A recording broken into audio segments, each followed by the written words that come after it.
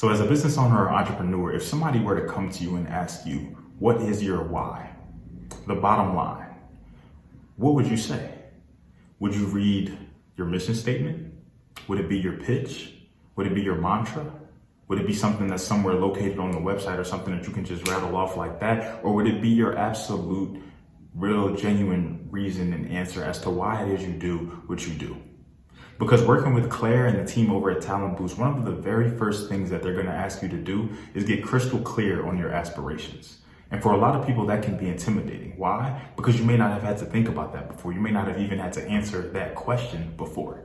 It may have just been something that you thought was second nature, or that was just that simple. But no, Claire takes it back to spending the first 20 years of her career in corporate America. Then in 2011, receiving a specific diagnosis that caused her to remove herself from that. And then starting Talent Boost 2 years later, with really the goal of helping companies get out of their own way and stay out of their own way, but also not be detrimental to the talent and keep that talent, retain that talent and bring in more. Could you be doing different things? Could you be taking better strides to ensure that as well? Could you be bringing in different aspects of your business? Well, don't take my word for it. Without further ado, enjoy episode 172, Unique Cohesion. Welcome back, everybody, to another episode of the Down to Business podcast here with Tamar Turner. We're moving. It's quarter 4. We're locked in. We're loaded, man. It's just the year has been flying. I feel like once you get to a certain point, once summer is over, the year just moves. You know, you kind of have your Halloween, you have your Thanksgiving, you have your Christmas, it's New Year's, and then we're starting at the top again. I feel like, and I think partially why that happens too is because my birthday is in the summer, so I feel like that's kind of the way of the world saying, look, playtime is over. Let's lock back in. Let's really make it happen. But nonetheless, we are moving. We are grooving. Very excited to be sitting down here with Claire. Very excited for her to get into all things that she does, how she can be of a resource to you, your business, your brand, or maybe even someone you know. But before we get into all of that, Claire, how you doing today? How's everything on your end? I'm doing great. Thank you so much, Tamar. It's great to be here. Absolutely. Thank you so much for coming on, for popping on. All right. So before we get into all things Claire, all things Talent Boost, everything that we're here to talk about today. Look, I know we're going to have some people from your side. I know we're going to have some people from my side. And then we're going to have my favorite. We're going to have people who probably know nothing about either one of us, but come across this episode, came across the podcast or your business in some form or fashion. So to bring everybody up to speed, put everyone on the same page, can you, one, just tell us a little bit about yourself? And then can you, two, just tell us what brings you on the Down to Business podcast today? Yeah, absolutely. So I am a solopreneur, but I'm first and foremost a corporate survivor. So I spent the first 20 or so years of my career within corporate America. Had a bit of a transformational experience back in 2011. Got a cancer diagnosis that really just sort of made me face the reality that while I loved the company and the people that I worked with and the team that I was leading, I wasn't doing what I was passionate about. And so that transformative experience really propelled me to take my shot back in 2011. I didn't found my company Talent Boost until 2 years later. Tripped over way too many landmines that, you know, had I sought out the advice and counsel of a coach or a mentor earlier in my journey, I could have accelerated that learning curve a little bit. But the journey's been wonderful, and I formed my business in 2013, and now I really specialize in helping larger corporate organizations find their way and get out of their own way as they grow, so they don't scare off their best talent. Part two of your question, why am I here? Why are we doing this show right now? I find that podcasts are a great way to reach out to audiences. To connect with audiences that already know me, and to your point, to audiences that may just sort of discover you or me in passing, whether it's on YouTube or Spotify or somewhere else. I know I have been listening to more podcasts and audiobooks than ever. I just find that with our world on the go, it is just easier to grab some nuggets of inspiration and insight, where that can meet you where you are, wherever that might be. So I'm hoping that through our conversation today, which I already know is going to be super energized, that you and I can kind of draw out some insights from each other and help your audience, be better for it. I love that, and we're definitely all about that here on the podcast. Just about making connections, just about helping one another, being of a resource, but also big on education here, big on really just learning, big on, but hearing the journey, hearing the story. Because even as you spoke to, coming into business in 2011, and then founding Talent Boost 2 years later, it can be a lot. It can be, like you said, had you done things a little bit differently, had you may have exhausted certain resources this way, you could have accelerated certain things. But nonetheless, that journey that you've been on, the journey that you're still on, grateful for it all, learning, moving and grooving, taking the good with the bad. And I think that's really the story and the message of entrepreneurship. It's really sometimes waking up and no 2 days are the same. Waking up and maybe having goals in mind, maybe having something on the docket to do, and a monkey wrench gets thrown in those plans, or you knock some stuff out and add some more to it. So I love every bit of that. But I'm also kind of very interested in your journey because we really date this back all the way to 2013. And I really think about what was happening, just what was in the world. The Down to Business podcast wasn't even a thought in 2013. I was a junior in high school, if I remember correctly, going into my senior year. So You're I don't, killing me right now. You're killing yeah, I me. don't, but I was, I think really about 2013 and just the landscape of business owners, of entrepreneurs, of everything like that. We hadn't even known what was really coming to us in some years after that. So with you, thinking about where you were back then, thinking about everything that you kind of had going on in life, everything, when you really came into business, would you say you had a set message or a set mantra or a set goal in mind? Or was this a way of you trying to brand yourself? Because I think you made a great point, and I can't wait to really discuss this a little bit further about getting out of your own way. Because I have a lot to say about that one there for sure, and I'm pretty sure a lot of people can resonate with that. But yes, if we go back nearly 10 years ago, what was the mission? What was the goal? Why did you ultimately come into business? Yeah, I love that. So the first 2 years, as you rightfully noted, between 2011, when I just decided to move on from corporate, and I didn't know what that path was going to be. I just knew I had to take that step forward onto that path. By 2013, I really felt like I was starting to get into a rhythm and really narrowing in on of all the things I could do to bring in some form of income or revenue. This is what I really wanted to form a business around. And I picked the name Talent Boost intentionally. And it came with, you asked me what my mantra was, it came with the tagline that I still have today, 10 years down the road, which is talent isn't born, it's boosted. I deeply believe that every single person on this earth has some unique talent, and it is not the same in any of us. And the key is not just to, opportunities don't just favor those with talent. It favors those with alignment between what they're talented at and the opportunities that either come their way or they seize. And so the focus of my business has always been around helping organizations, helping individuals, helping teams, to your point, get out of their own way and get into their fast lanes so that they can grow the way that they were intended to go. Whew, I like that, man. I love that, and I even really think about the landscape of what was really there, of really oftentimes thinking about climbing that corporate ladder, about being in there, but also making that realization or making that decision for yourself that you want different. Maybe you want more, you want better. You've been wanting to brand yourself for quite some time. A lot of the people who I've talked to really use their 9 to 5 to their advantage, whether it be from a funding perspective, whether it be from a resource perspective, or just somewhere to set up shop. So I think that that's so important. That's so crucial because it's it's really a thing that can apply to anyone. I feel like no matter where you are in life, on the business owner side, entrepreneurial side, startup side, serial entrepreneur, whether you're on the 9 to 5, the corporate side, or anything like that, we all just have those internal battles, those internal conversations, those internal just back and forths with ourselves about figuring out what we want to do next. Am I happy where I'm at? Do I stay here? Do I think about this? And then you throw the infamous social media in the mix. Man, it can really have your head spinning. It can make you feel like you should be over here. It can make you feel like you're doing this wrong. You're not doing this, everything of the sort. So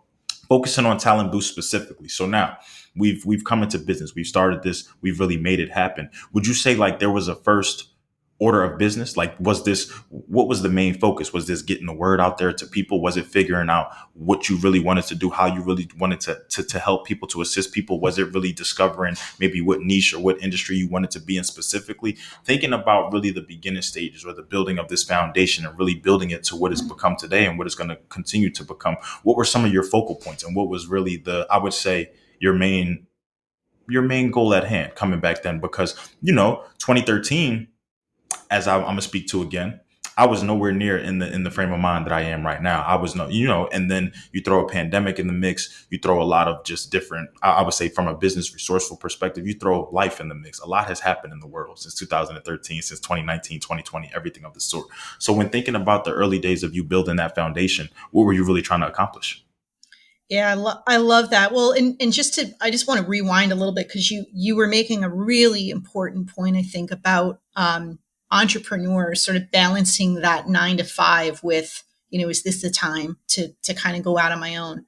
And I never. It's so interesting because when I graduated college, going into corporate was not what I envisioned. I'm the product of a school teacher and a small business owner. So I wasn't raised to aspire to a corporate job, but that's where the opportunities were, and I wouldn't trade those years for anything. Knowing what I know now, I probably would have left a little bit sooner, but it's not like, I mean, like every single day that I was there, every year that I was there, every role that I had taught me something. And I think for entrepreneurs or aspiring entrepreneurs who are working a 9 to 5 right now, to me, it's like it's a real life MBA program. You know what I mean? Like when you're within a full time job and you're pulling down a salary, even if you already know that is not where you want to stay forever, keep your eyes and your ears and your mind open to learning as much as you can. Because for me, and I will get around to answering your question, the question you just asked, I promise. But for me, it was kind of learning the best practices in an environment where I could test a few things. One of the last roles that I had before I left was the vice president of talent development and talent management for this organization, and that was really what ignited my passion. I then moved on to more of a line role overseeing human resources for our biggest division. So that was more the soup to nuts HR. And it was a great training and learning experience, but it really hit home for me that that was not what I was passionate about, that I really loved the talent space. I really loved coming into teams and executive leadership and frontline individual contributors and trying to find what it was that lit them up inside and pull it together in ways where collectively teams could work better. And so all of that has now informed what I do. So I'm finally coming around to answer your question. So kind of taking those best practices and that experience, which I would not have traded for the world, um, I'm able now to apply what I do in the unique way that I do it to help my corporate clients through proven frameworks that I've not only kind of bulletproofed through working with clients as a consultant, but I also tested and perfected while I was still in corporate. And so, I think that's important too. Like I know so many entrepreneurs who have all these ideas and they don't know how to get focused in on, well, how do I take the right actions in the right sequence to actually, either start my entrepreneurial journey or grow my business in a sustainable way. But leaders of big organizations have those same doubts. They have those same questions. They have those same challenges. And so the answer is really kind of the same, even though the steps might be different. It's figure out a system, figure out a framework, or find somebody who can help guide you so that you can take all that overwhelm of information and filter it down to what are the actions and what's the sequence I need to take to grow in the right way. And honestly, when you break it down like that, it just sounds so simple. It sounds like it's like a plug and play almost type thing. But even as you spoke to, this is something that's been trial, that's been tribulations, that's been tested, that's been bulletproof, like you said, because not everything works for everybody. Whereas we can all be experiencing the same problems, big business owner, small business owner, medium size, somewhere within that journey. The steps, the tips, the tricks to get there could be a little bit different. While we all can, adopt the same framework, get a model in front of us, it may look different for a healthcare business versus a beauty brand, or a clothing brand versus an entrepreneur or serial entrepreneur or startup founder or anything like that. But the fact that there is a framework out there, I think that's the best starting point, because oftentimes I feel like I've talked about this, even this point more so on a lot of recent episodes, about really traditions or about things that are wrong, that are broken. But because we've adopted a system or because it's become the norm, quote unquote, we don't really step into it. We don't really challenge it. We don't really say much. We may complain. We may not like it. We may not necessarily want to do it. But until something really challenges that, and still until something becomes really groundbreaking or just like an outlier, we won't really speak on it. We won't really step our foot in there because now we feel like if we take that responsibility on, well, now all eyes on us. The spotlight is on us, and I may not have wanted that. While I know this is not right, I kind of want somebody else to foot that load a little bit, to carry that burden in a sense. So, but I'm also big on just breaking the mold. I love that. I love the fact that, the same way that these things were ingrained and set in stone and written to be truth and law is the same way that they can be adjusted. It's the same way that we can etch some new things in stone or make some new things come about. So now I kind of want to fast forward to like present day and like what you're doing now, because I could imagine that even back then in 2013, there were probably a host of problems. There were a host of concerns. There were a host of things that people were coming to you with.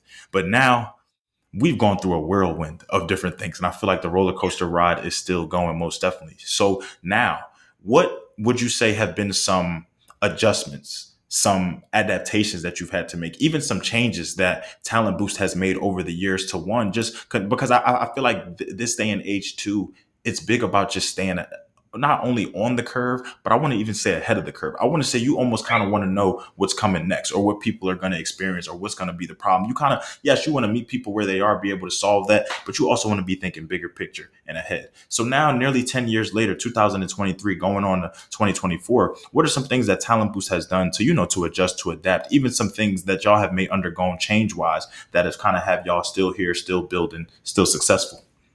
Yeah, I love that question, and you're absolutely right. I mean, I think entrepreneurs, advisors, consultants have that ability to see around corners that individual clients or organizations can't, because they are stuck in their own forest. They're stuck in their own obstacles, and they get in their own tunnel vision. The reason that they seek a guide, it might be an advisor or a consultant to a large organization. It might be a coach or a mentor to a solopreneur or a serial entrepreneur, is because they want to skip a couple of steps, right? They don't want to have to pay their dues in as long of a period of time as those who came before them.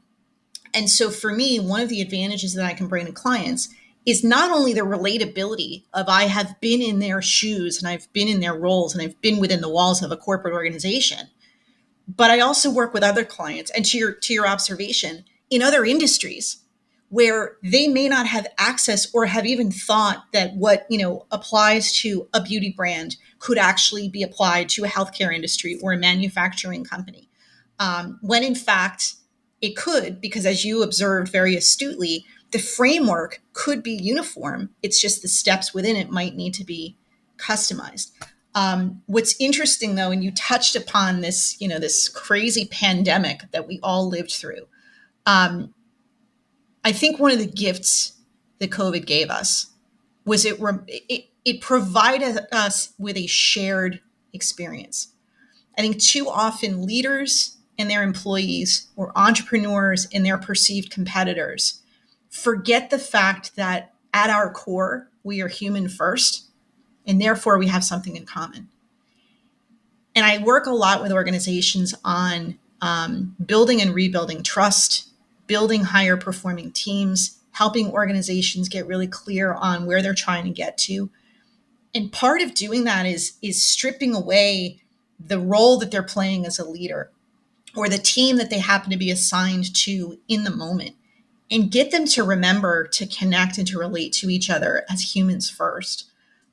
Right prior to COVID, so January of that year, before we knew COVID was going to be a thing, I was working with multiple clients on helping them build out their strategic plan. You're going to laugh at this. At the time, they were building out 20-year strategic plans. 20-year. And that seems so crazy now that we know what was right around the corner.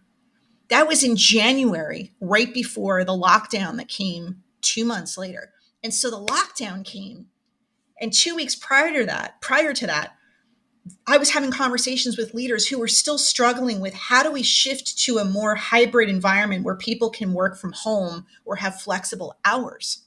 They hadn't figured it out yet. And then COVID came, the lockdown came, and they had to figure it out. So now fast forward to today, I'm still working with clients. Well, I'm working again with clients because during COVID, strategic planning went out the window. And it was, how do we keep our employees safe? How do we keep the lights on? How do we keep our clients satisfied with the bare necessities, right?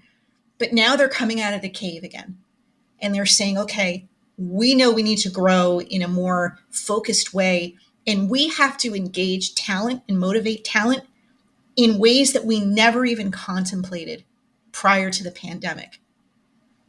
Because I think employees got a glimpse of not just the fact that life is short, but the fact that they could get their work done remotely. They didn't have to report to an office unless it was necessary.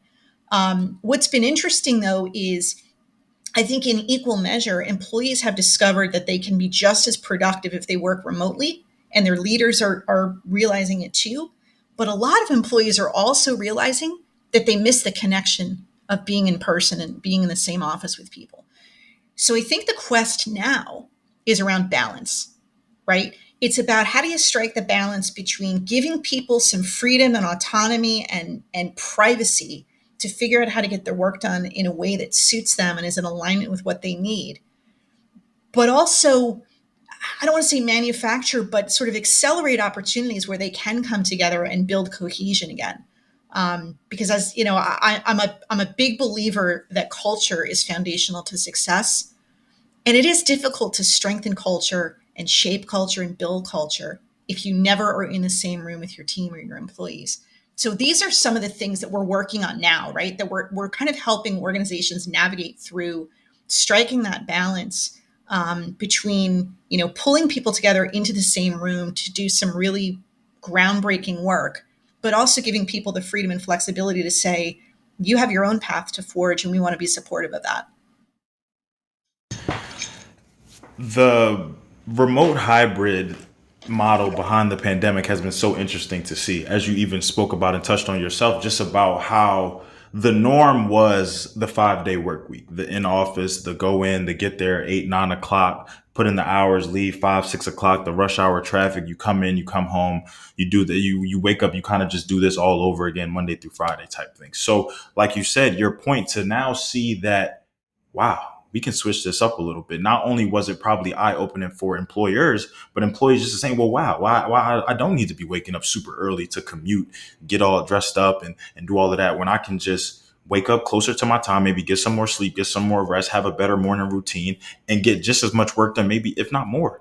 And it's almost to the point now where I'll even be the first to say it too, where if I was to go, because I kind of was in the job search a little bit, I would say not really searching, but more so just looking. I always keep my options open. But now it was almost to the point where I was like scoffing or be disgusted at jobs that were not remote or hybrid. And it's just like, wow, like why, who am I to, as someone who I've never had a remote job. So as somebody who was always in the office or always on site or doing whatever to now just because everybody else was doing it or because this is what seemed normal. It was just like, so to see really that shift now and to see so many companies just like even having return to work orders and people leaving, or I never saw so many people, and not to call out any of my followers or anything like that, but people were on the clock, on vacation, at the pool, on the plane. They were just kind of everywhere. People were reload. We've had people relocate that had return to work orders in a totally different state. It was very interesting to see. But ultimately, like you said, I think the greatest point was that cohesion and that balance, because I feel like no matter where you are in life, no matter what you do, no matter what you kind of, what title you adopt, what you kind of consider yourself, balance is so important. But it's almost not I really wouldn't even say a lost art, but it's one of those easier said than done things. Take it from myself personally, like I have a very hard time keeping it all in front of me. So when you started speaking about a 20-year plan, oh, my mind started racing. I was just like, I'm only 27. I can't even think what I'm doing tomorrow. You want me to think about 20 years? No, you're asking for way too much from me. But I will say something that I've kind of learned to do, and just something that's kind of allowed me to just be better with myself, is really just keeping it all in front of me.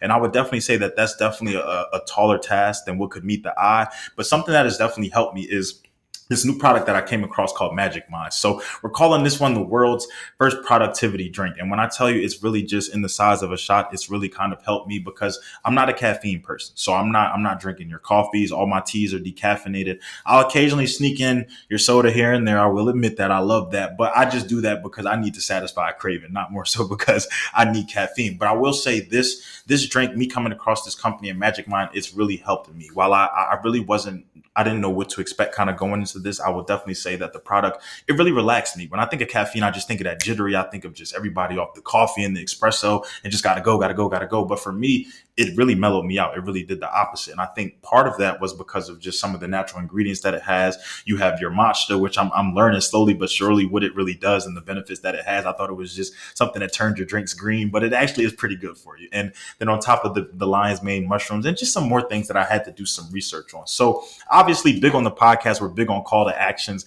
I'm really suggesting that everybody, one, just check out the website, magicmind.com, just as simple. But even on top of that, let's take it a step further. I will give you my code to use. So be sure to do magicmind.com/Tamar. So that's my first name, TAMAR, and then 20. So you'll definitely get 20% off your first order with that. You'll also get 56% off your subscription. So again, I'm encouraging everybody to definitely check it out. It definitely helps me. I definitely advocate for it. I tell my friends and my family, I almost live and die by it at this point. It's just a little shot in the morning. You chill it and it's all good to go. But essentially, what does it help me do? As I said, keep it all in front of me, really just have that balance, really just be able to move. While you may have a lot of tasks for the day, a lot of things to do, instead of like your brain, like my computer already has 30 tabs open. I don't need my brain having 30 tabs open just the same. So it mellows me out. So big shout out to Magic Mind and everything that they're doing. Now, Claire, from the talent boost side of things. Okay, so for somebody, as we spoke about in the beginning, there are going to be people who come across this episode who have no idea what Talent Boost is, may have heard of it, may have seen it, may have come across the LinkedIn website, anything like that. So I'm always very curious about the user experience, about what people can expect when they come across the website, when they connect with you, the team in any capacity. For someone who is coming across this website, who says, wow, Claire's made some great points about balance, about cohesion. I feel like I even need this in my business and my organization and everything like that. When they reach out, when they connect with you, when they find the website and all the products and the services that you offer, what can they expect from an experience perspective? What can they really, are they talking? And the reason why I ask this question is because I feel like the podcast has really shown me the authenticity behind business owners, behind entrepreneurs, behind, you can actually put faces to names. You can actually, when somebody tells you, hey, reach out or connect with me, you're really going to connect with them. I'm not talking to a chat bot. I'm not going through a support email, getting a response every 2 days. So for somebody reaching out on your end, for somebody wanting to work with Talent Boost and utilize your services in some capacity, what can they expect from the experience? I can't tell you how much I love that question, because what you're really kind of asking for is like, what's the warning label, right? Like what's the fine print underneath the website that has all the polish and the frameworks and everything else. And a couple of things. So if your audience goes and wants to learn more about me, I do have two websites: talentboost.net, which is my company site, and then clairechandler.net, which gives you a little bit more of a flavor of my personality and my style. Both of them are full of frameworks and structure and all of that people can kind of, cling to. But one of the things that I hope comes across in the clairechandler.net website, certainly, but also with any client interaction with me, I think one of the assumptions that people make, knowing that I come from a corporate background and knowing that my most recent corporate role was vice president of human resources, is that I am this very buttoned up, HR compliance driven, corporate speak type of a person. And every single client I've ever worked with makes two observations about me pretty early on. One of them is skepticism that I ever worked in HR, not because I don't know what I'm talking about, but because of how I talk to them. And I've had people say, like, are you sure you worked in HR? Because you don't sound like somebody from HR. You don't talk like somebody who is in corporate HR. And I don't, because it's not real. And I have nothing but respect for corporate HR folks. They are some of my absolute best and favorite clients. But I'm not as constrained to not say it like it is, and not give you, real talk. People don't bring me in to help their organization, to tell them what they want to hear and to tell them that everything they're doing is perfect. It's so that they can fix what's broken. It's so that they can get out of their own way. It's so they can grow without losing their best talent, which is one of my specialties. And so I hope that people understand very early on that when you talk to me, even if we never work together, if you never buy one thing from me, that's cool. But you're going to get a conversation like this. It's going to be a little bit quirky. It's going to be a little bit humorous. You're going to get a lot of personality. And I'm going to be real because life is too short to fake it, in my opinion. And I think the other thing that I said there's kind of two observations that every client has made to this point. One is, you don't talk like somebody from corporate HR. The other is they tend to refer to me as their therapist. And what's interesting is, my top level clients tend to be chief HR officers of large organizations. And I was never a chief HR officer, but I was one level down, and I worked a lot with, our chief HR officer back in my corporate days. And so they are my bread and butter client. And what ends up happening is they will call me at odd hours. Like literally, it happens every time. As soon as I turn the stove on to start cooking dinner, one of my clients calls me because that's the only time they have that is unscheduled, and it's in their car from their heavy, scheduled day to when they get home. And we just talk. And all of the I don't want to say facade because I don't work with people who are fake. I really don't.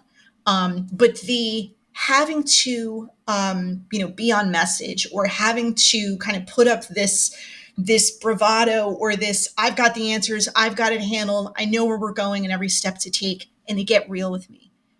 And invariably through the conversation, they will say, because I can relate to them, because I've been where they are, and because I can see around the corners that they can't, they invariably go, why does this always feel like a therapy session? And it's not a criticism. It's sort of like with gratitude. They're like, I can be real with you. And it's like, yes, you can.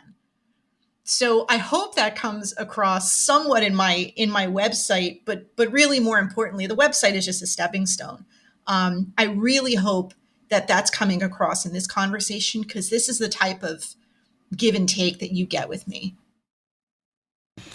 I leave all biases once I hit play. So yeah, for me, I've sensed it. I feel it. Like I said, even the preparedness that you took to get ready for this interview really showed me what you were about and really what you wanted to do. But even in speaking to you now, I get that. Yeah, for you to tell me that you work in HR, yeah, we've all talked to that HR person that you could tell that's HR, like without a doubt, for sure. That's corporate HR. But for you, no, I think it's even better when people can relate, can resonate. I tell people all the time, I think that's the difference between a sale and no sale, a product and a service being used versus no product and service being used. Yes, you have your household names and businesses that 10 times out of 10, you're just going to go to. You just know they have it, whatever. You could have had customer service that was terrible, but you're just going to go back, convenience, whatever it may be. But those experiences, those opportunities that you have to engage and connect with people who are just like you, who've been through the same life stories, who've had the same trials and tribulations, who want the same out of life. Man, it makes you want to return time and time and time and time and time and follow up. Hey, you got anything new coming? Or hey, what's about this? Or word of mouth, or referrals, or reviews, or anything like that, testimonials. But it goes to show who you are as a person. It's always indicative of your character, of your personality. And when that passion is there, it's hard to take it away. It's hard to differentiate. It's hard to just treat this as just a business. Just I want to make some money from this. I want to make some sales. No, I want to help people. I want you to get out your own way. I want you to really realize what you could have been doing and how you could be sustainably growing, and why you're not. And it's not to say that it's always a criticism. Sometimes it's just a little tweak. It's just a minor adjustment. But sometimes people don't like to hear feedback either. Nobody likes to really hear what they're doing wrong, what they could be doing better, especially when they're successful. But success is also subjective to who you are, to where you are in life and everything. So something that I'm also very interested in is just the idea of sustainability, but also the idea of growth. With anybody coming into business with any mission, any mantra that you may have, ultimately it's always growth. Yes, you want to build that foundation. Yes, you want to start that, but you always want to expand upon that. You always want to expound upon that. You always want to do better. You always want to kind of not necessarily go back to the drawing board, but always just have something to kind of reflect back on or kind of relate back to. So with you, a company's coming to you telling you that they want to grow. Hey, I'm trying to scale. I'm trying to do this. I'm trying to do X, Y, Z. I'm trying to really make it happen. without really, I guess, I don't want to spoil any parts of the framework that people may need to kind of tap into a little bit further to do. But with you, when companies come to you with that, what does that look like? How can we sustainably grow? What can business owners, entrepreneurs, startups, CEOs, corporate people, what can everybody be doing right now? Who I would say kind of has this ideation of wanting to grow, but also wanting to be sustainable in the process. So it's a great question. I love that question. And yes, as you predicted, I have an entire framework around that. That's kind of built my business on. And I won't go through the whole thing. But the starting point is the same for every single client. Doesn't matter how big you are, what point you are in your evolution, whether you're a startup, whether you just acquired another company, whether you're a well-established organization. The first step for everybody, and this is your do not pass go, do not collect your $200 monopoly moment. You have to get crystal clear on your aspiration. And your aspiration can mean different things. It's your why, as Simon Sinek would say. It's your purpose. It's your mission. It's your vision. It's your reason for existing as a business, as an entrepreneur, as a leader. You have to get really clear on that. You would be surprised how many organizations are not crystal clear on that.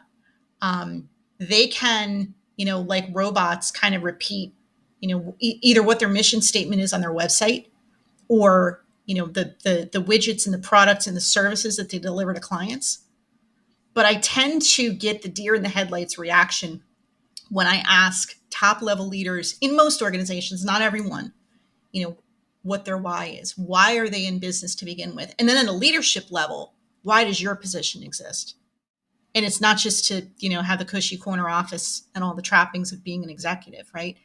If you're not dialed in on what your aspiration is, where you're trying to grow, and why that matters to you and why it should matter to the people around you, you're doomed to fail. Because how are you going to attract the right talent? How are you going to know what direction to point them in? How are you going to know what skills and resources you need and what they lack and how you fill those gaps, right? You're not going to know how to form teams and build cohesion around a magnetic mission. So there's a very kind of well plotted out framework that your audience can download. There's a one page overview of it on the website, but it all starts with aspiration, and it all starts with clarity around that. Whew, I think you hit the nail on the head, and I also think that you cause some people to maybe do some self reflection right now, just because, like you said, how many people listening to this or tapping into this, how many people can recite that mission statement or just give you that pitch that they've given time and time and time and time and time. I even think about the down to business pitch. I could just rattle it off like the back of my hand type thing, but ultimately it's deeper than that. It's more than just clicking the about us or the contact us page on a website and really just figuring that out. It's more than what really goes beyond a couple of paragraphs or something, because sometimes you lose people in that. You lose people in the mantra or the mission, because it's all this professionally written, and I want to make it sound as good as possible in a short amount of time. But I really want to know what makes y'all y'all. I can go to another organizational website and y'all probably have very similar, almost identical statements or goals or certain words that y'all use that are just commonplace. But what really differentiates ABC company from XYZ company?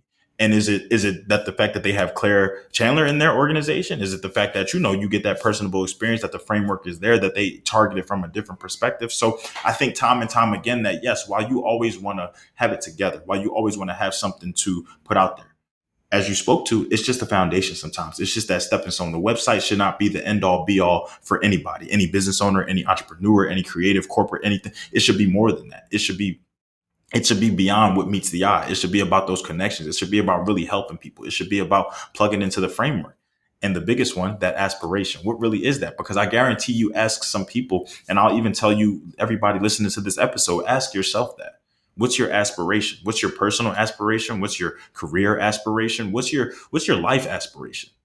And time again, it could open new doors for you. It could open new opportunities for you. It could even open your mind to a different perspective, to something you may not have thought about until you started to write it out, talk it out, think it out, anything. So I'm interested to see that just the same. And I encourage everybody, like she said, just go to the website, check it out and download it and do what you do all the time. So would you say that across your business expertise, across your experience with various clients and just working with different people, are there any commonalities that people really come to you with? Are there problems that people just have just across the board that that sometimes, or maybe even like some maybe even like some misconceptions along the way, or things that people may think that they know about what you do or what you offer or what you're trying to the message and educate people on versus what it really is. Because I feel like oftentimes too, that could also be the make or break behind why we do business with people. Sometimes we're just misunderstood. And sometimes we misunderstand maybe their goal, their mission. You may read something, and when you read it, you don't interpret it as they wrote it. You interpret it as, as you read it. So that could be a lot of disconnect too. So with you, are there just common problems or common things that people always bring to the table that y'all deal with a lot? Yeah, and I would say there are two that jump to mind immediately. One is sort of the organizational challenge. And again, this is any organization of any size at the moment you're trying to grow or pivot or do things differently from how you've always done them. And that big enemy or that big obstacle is change resistance. And we can't help it. It is human nature to resist the unknown. But I've seen startups do that. I have seen small companies, sort of, family run mom and pop shops that are trying to get a little bit more professional, a little bit more structured before they grow so they don't break what they started.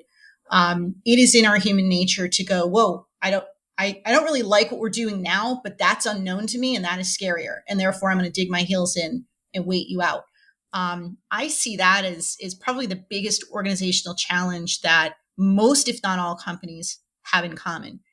But then on a more personal level, you were sort of talking about, and I love that you reflected back, on this whole notion or this quest for aspirational clarity. That a lot of entrepreneurs probably have not stopped to answer that question for themselves. And I think entrepreneurs have this in common with CEOs of big, massive organizations. They spend too much time in their own heads. I know as an entrepreneur, I certainly do. How often do you have a conversation with somebody else out loud where you're asking that type of a question, right? Around why you exist and what it is that's the big mission or quest for you.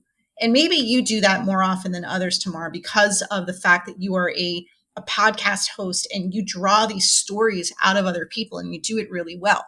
But I think for most entrepreneurs, we spend so much time in our own heads. CEOs do the same thing. CEOs convince themselves that they have to suppress their unique personality and that they have to not admit that they don't have all the answers. And all that succeeds in doing is making them feel more isolated and more lonely.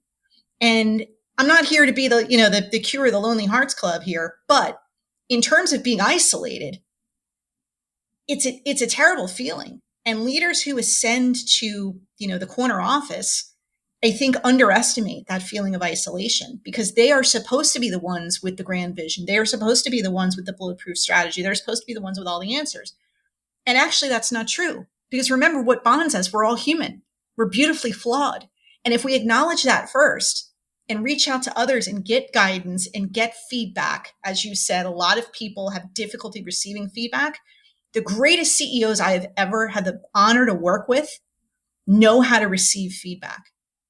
They've actually changed their mind from time to time based on the input and ideas of the people that they have hired to surround themselves with.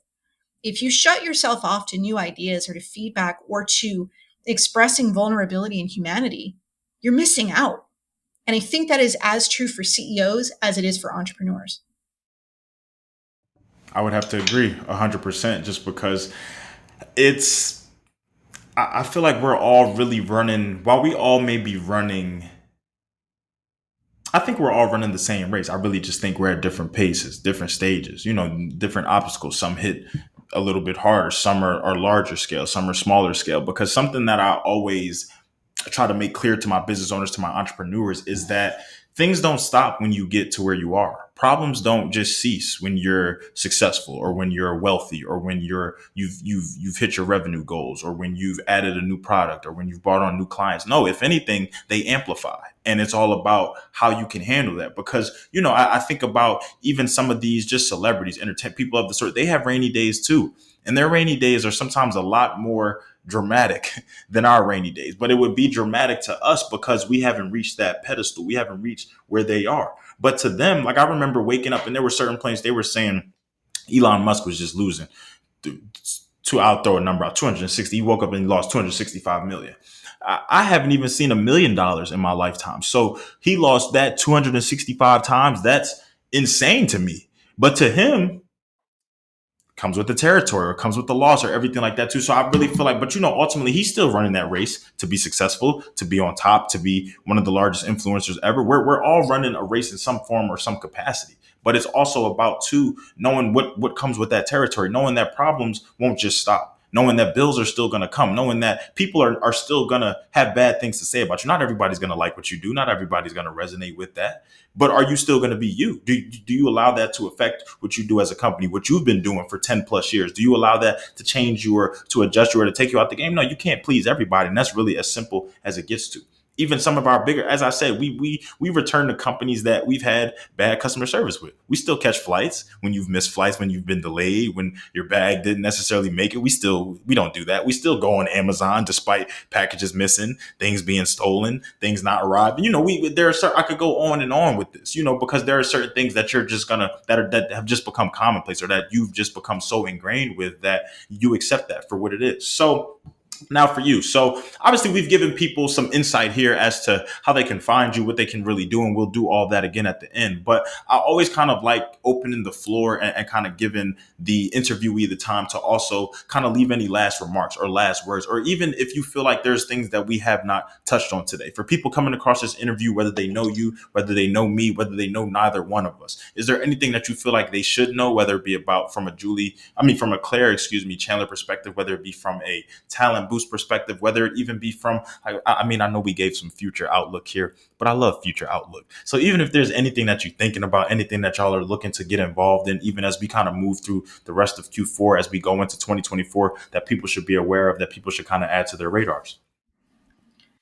I love all of that. I want to first kind of circle back to something that you said a moment ago, which I think is so on point, that, the people who look successful, and we are in a social media, Facebook, everything is hunky dory world, right? And it's a mask. Let's be honest. But I do think leaders who are successful, organizations that do grow and seem to do it effectively, you're spot on. It's not that they don't have problems, they actually have bigger problems. Their problems get amplified, the spotlight gets bigger, and the risk also gets bigger. But you know what else gets bigger? Their capacity and their ability to impact the world. And I think it's so important for leaders to understand that. And entrepreneurs, at whatever point they are in their journey, have this amazing opportunity that we've never had before to impact the world. I'm happy to touch upon the future. The future is here in the form of like Chat GPT and AI and all of these sorts of, you mentioned, chat bots before, all these different technologies that some people are fearful of. I can tell you that large established organizations, Chat GPT and AI scare the living crap out of them. They think it's going to make their job obsolete. And what I keep reminding them is it is actually going to give you an ability to amplify your impact, because it's going to let you standardize and automate and make a more consistent experience for your employees, for your customers, for your clients, by kind of downloading the best of what you've done and getting it off your plate in an automated, more system service oriented way, so you can focus on amplifying your own impact. Because at the end of the day, that's what every entrepreneur wants to do. That's what every CEO wants to do. That's what every chief HR officer wants to do. And their biggest fear, their biggest pain, is that they're not making a big enough difference fast enough. Because I think you mentioned that you're 27. Even at 27, you're afraid that life is like going by really, really fast. You made my heart race when you said we're already in Q4 and before we know it, it's going to be Christmas. And I'm like, man, I haven't even built my shopping list yet. Like, don't freak me out, right? Because it happens faster and faster. You remember as a kid, it was like Christmas took years to get here every year. And now it's like, could we slow down? Because like the stress of the holiday is like, adulting is not what they said it was going to be. So I just wanted to kind of, go back to the fact that as you, in your audience, I really want them to hear this. As you rise, as you ascend, as you learn, you're going to solve problems and they're going to open doors to bigger problems. And I want to go back to this feeling that you have in common with the CEOs of the largest organizations, which is you often feel isolated. And what I want to remind you of is you're not actually alone. There are people out here, myself, you, others in their sphere, who are there as guides, who are there as sounding boards.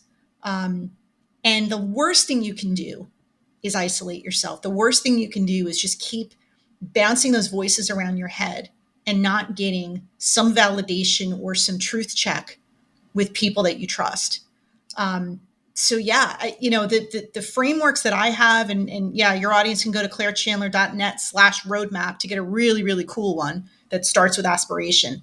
You're not alone. There are resources. There are people.